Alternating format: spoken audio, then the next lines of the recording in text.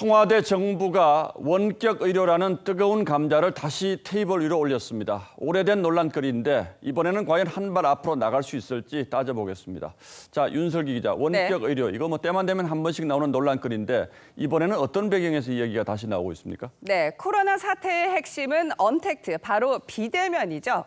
이 코로나 전화 진료가 26만여 건 이뤄졌다는 오늘 청와대 발언으로 미뤄 원격 의료 도입 분위기가 형성됐다고 판단한 것으로 보입니다. 자, 의사협회가 그러나 워낙 강하게 반발하고 있어서 이번에 또 이러다 말겠지 하는 의심도 적지 않아요? 이번에는 코로나 여파 탓인지 분위기가 다릅니다.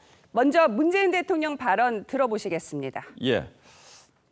의료, 교육, 유통 등 비대면 산업을 집중 육성하고 네, 그리고 3일 뒤 대통령 사회수석 비서관을 시작으로 보시는 것처럼 정세균 국무총리, 성인보 산자부 장관, 그리고 김용범 기재부 차관 등이 이 추진 의사를 밝혔습니다.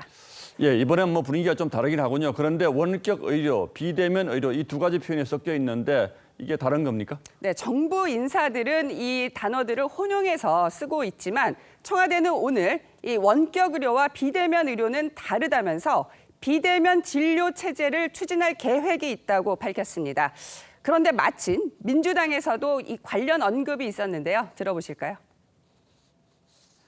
원격 의료는 의료 접근성에 제약을 받는 환자의 건강 상태를 모니터링하고 비대면 진료, 즉 전화 상담 처방은 코로나19와 관련하여 예외적으로 허용하고 있습니다. 네, 원격 의료는 군부대, 원양 선박, 교정시설, 도서벽지에 한해 허용한다는 기존 방침을 재확인을 했고 비대면 진료 체제는 이 청와대 입장처럼 코로나 성과를 토대로 발전시키겠다는 그런 입장입니다. 예, 뭐 원격 의료에 대해서 상당히 조심스럽게 얘기하긴 하는데 결국 병원 가지 않고 진료받는다는 점에서는 마찬가지인 거죠? 네, 그렇습니다. 원격 의료는 이 환자가 디지털 기기 등을 통해 의사에게 정보를 보내면 의사가 진료와 처방, 나아가서 수술까지 하는 방식인데요.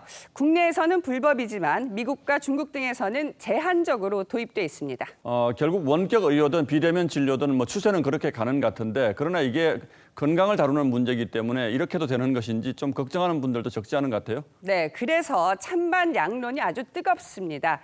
의료 사각지대 해소, 또 뭐 의료 서비스 개선, 바이오 융합 산업 발전을 주장하는 한편 우리나라는 일부 섬을 제외하면 의료 접근성이 높은 편이고 또 대형 병원 쏠림 현상이 더 심화될 수 있고 무엇보다 근본적으로 환자 상태 판단에 제약이 불가피하다는 그러한 반론이 맞섭니다.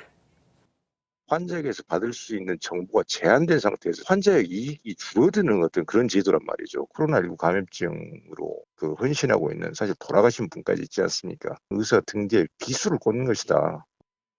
예, 그러니까 우리나라가 미국처럼 땅덩이가 넓지도 않은데 원격 의료 꼭 필요하냐 뭐 이런 주장인 것 같은데 어쨌든 의사의 등 뒤에 비수를 꽂는 것이다. 이 의사협회 회장의 말을 들어보면 의사들의 반발이 얼마나 심한지 짐작이 되는군요. 네. 예, 윤설기 기자 잘 들었습니다.